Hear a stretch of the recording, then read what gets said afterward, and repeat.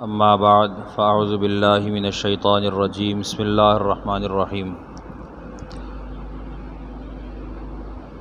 گزشتہ درس جو کہ پچھلے ہفتے ہوا تھا،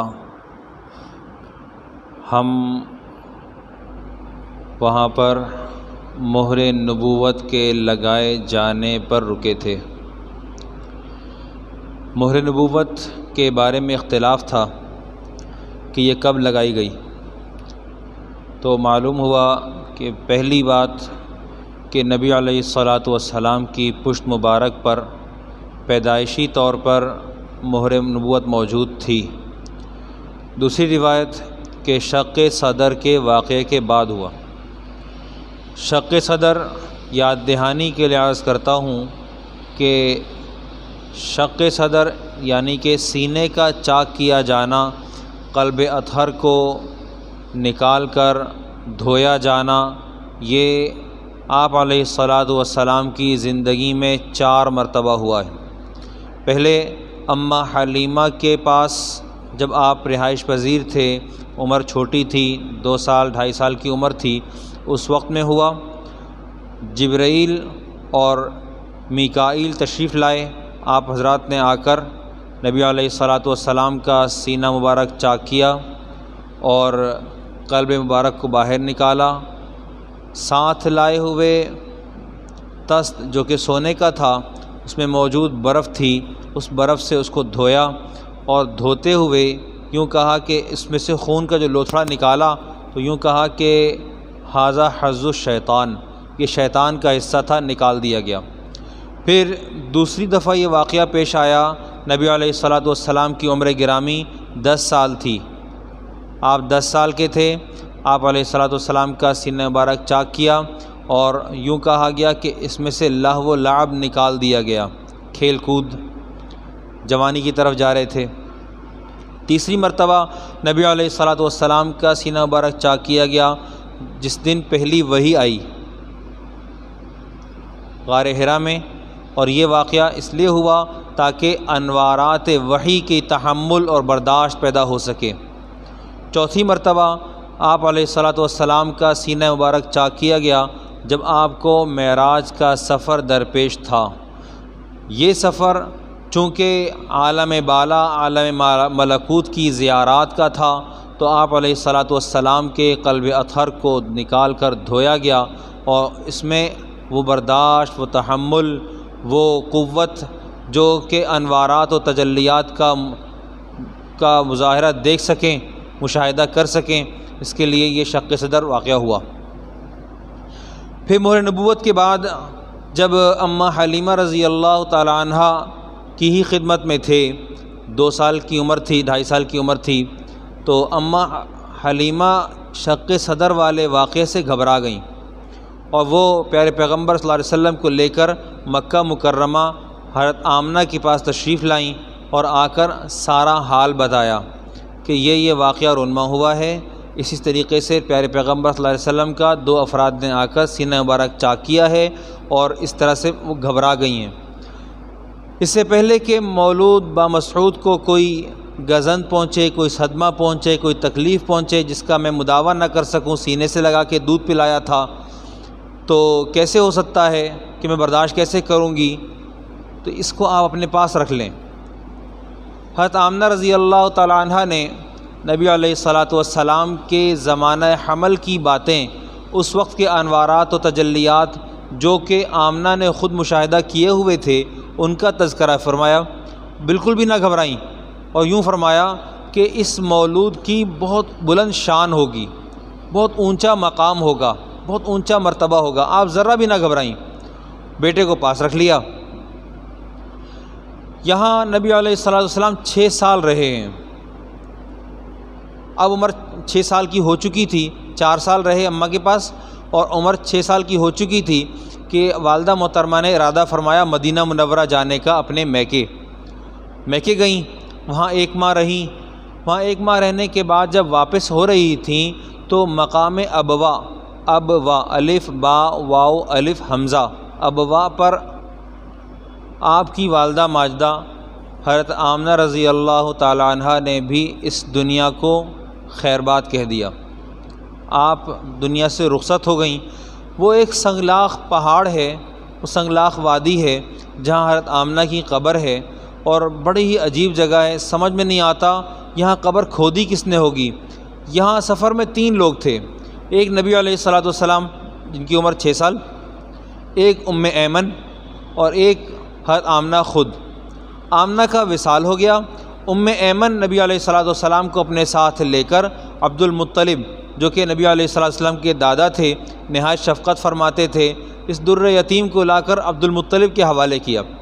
عبد المطلب آپ علیہ الصلوۃ والسلام کی پیدائش سے لے کر اب تک بہرحال کسی نہ کسی صورت میں آپ کی کفالت فرماتے ہی تھے، لیکن جب حضرت آمنہ کا وصال ہو گیا تو آپ کی توجہ بہت زیادہ بڑھ گئی۔ عبد المطلب کی توجہ پیارے پیغمبر صلی اللہ علیہ وسلم پر بہت زیادہ بڑھ گئی، آپ بہت حساس ہو گئے، اس حد تک حساس ہو گئے کہ کہیں بھیج دیتے تو واپسی تک جب تک تشریف نہ لاتے پریشان ہوتے رہتے۔ یہ واقعہ آگے آئے گا انشاءاللہ۔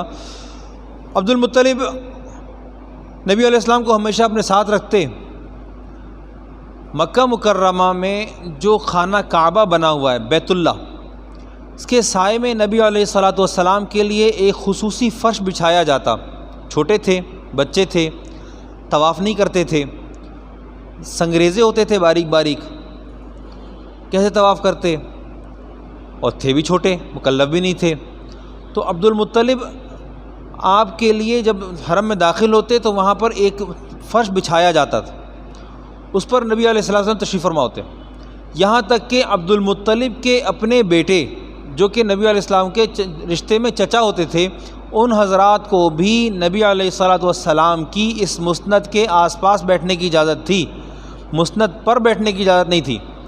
آپ کے چچا آپ سے وہ مسند لینا چاہتے تو عبد المطلب ارشاد فرماتے کہ میرے اس بیٹے کی بڑی عجیب شان ہے، اس کو یہیں رہنے دو، اور آپ پھر ان کو اپنے پاس بلاتے، نبی علیہ السلام کو اپنے پاس بلاتے، آپ کو دیکھتے اور بڑے مسرور ہوتے۔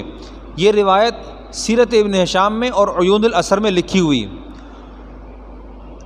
کندیر ابن سعید اپنے والد سعید سے روایت کرتے ہیں کہ ایک مرتبہ زمانہ جاہلیت میں حج کے لیے حاضر ہوا۔ اس زمانے میں حج ہوتا تھا، لیکن حج کی یہ شکل نہیں تھی جو موجودہ ہے، حج ہوتا تھا۔ آئے تو آ کر دیکھا کہ ایک آدمی ہے جو طواف کر رہا ہے اور اشعار پڑھ رہا ہے، کہتا ہے رد الی راکبی محمدا یا رب ردہ واصطنع عندی یدا، اے اللہ میرے محبوب میرے محمد کو میری طرف لوٹا دے، میرے سوار محمد کو واپس بھیج دے اور مجھ پر عظیم الشان احسان فرما۔ تو سعید نے پوچھا لوگوں سے کہ یہ کون ہیں اور یہ اشعار کیوں پڑھ رہے ہیں، کیا بات ہے ایسی؟ نے کہا کہ یہ اپنے پوتے کے لیے اشعار پڑھ رہے ہیں۔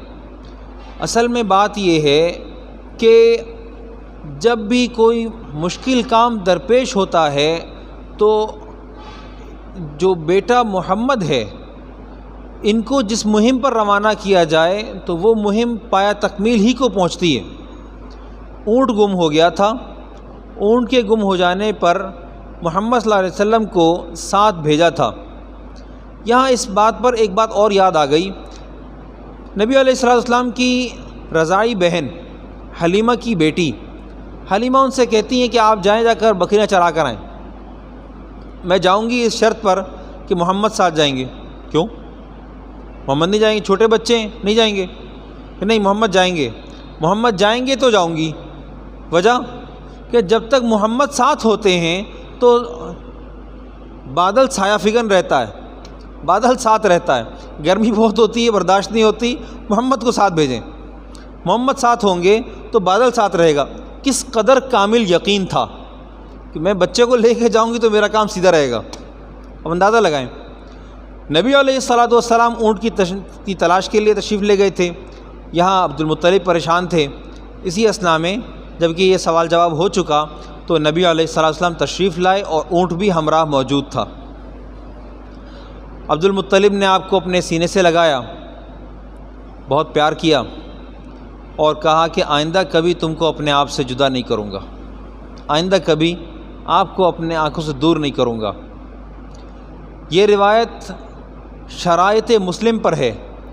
حدیث کی روایات جو حضرات روایت کرتے ہیں جو کہ اصح الروایات ہوتی ہیں تو ان کے اوپر باقاعدہ شرائط ہوتی ہیں۔ تو مسلم کی شرائط امام بخاری رحمۃ اللہ علیہ کے قریب تر کی ہیں، بہت قریب تر کی ہیں، یہاں تک کہ کہا جاتا ہے کہ صحیحین اس لیے کہتے ہیں کہ بخاری اور مسلم دونوں اپنے معیار پر اصح الاحادیث کے مجموعہ ہیں، صحیح ترین روایات اس میں جمع شدہ ہیں۔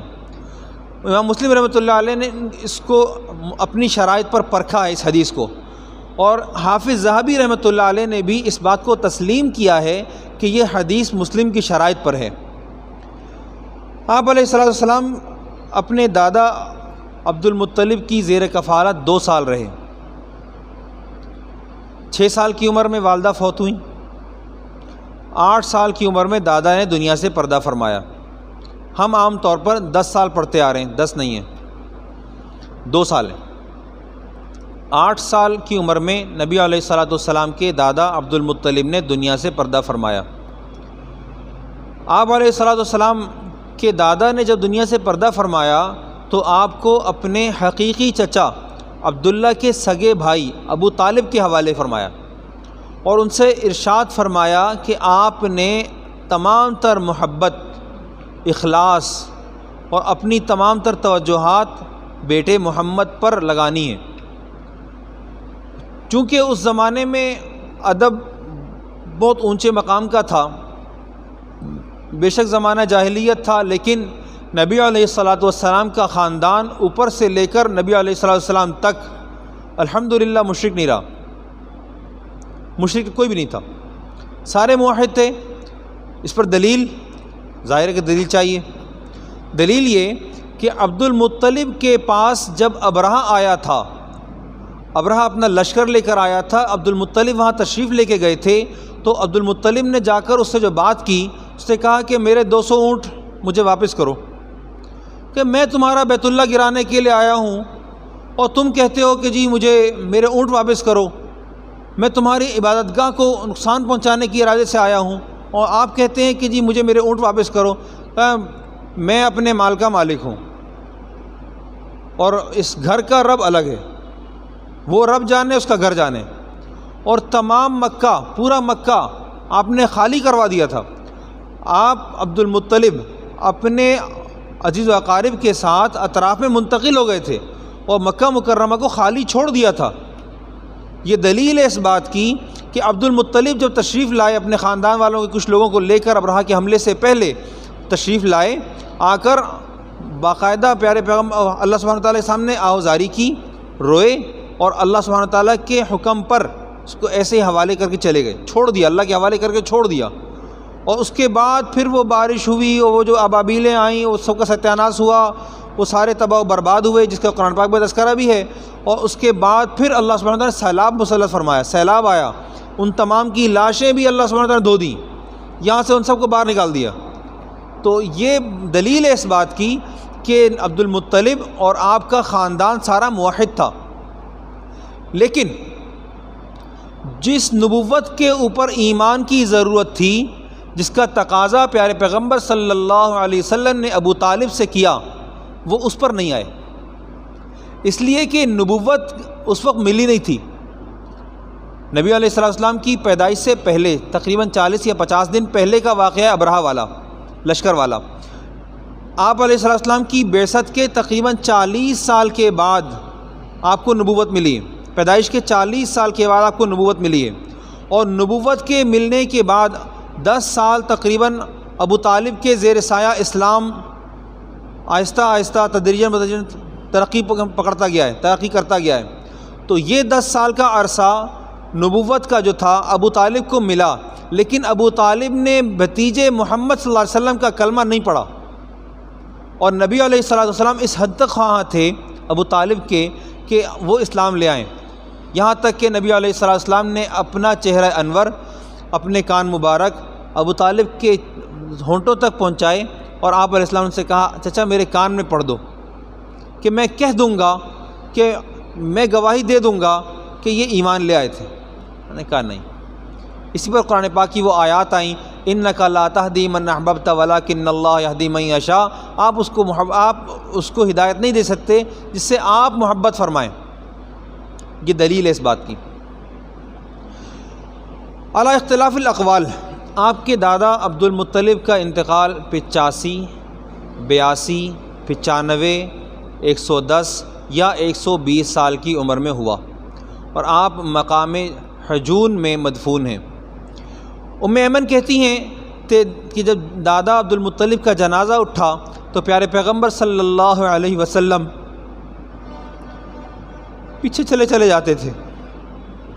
کیا حال ہوگا اس بستی میں، اس وادی میں، کہ دادا بھی سر سے اٹھ گئے، پیدا ہوئے تھے تو عبداللہ نہیں تھے، والدہ نے ابوا کے مقام پر 6 سال کی عمر میں ساتھ چھوڑ دیا، اور اب دادا بھی رخصت ہو گئے، ابو طالب کے حوالے ہو گئے۔ نبی علیہ الصلاۃ والسلام سے کسی نے پوچھا کہ آپ کو اپنے دادا کا انتقال یاد ہے؟ آپ علیہ الصلاۃ والسلام نے ارشاد فرمایا کہ میں اس وقت 8 سال کا تھا۔ اللہ تعالیٰ اپنے حبیب محمد عربی صلی اللہ علیہ وسلم سے حقیقی محبت کی توفیق عطا فرمائے۔ وآخر دعوانا الحمدللہ رب العالمین۔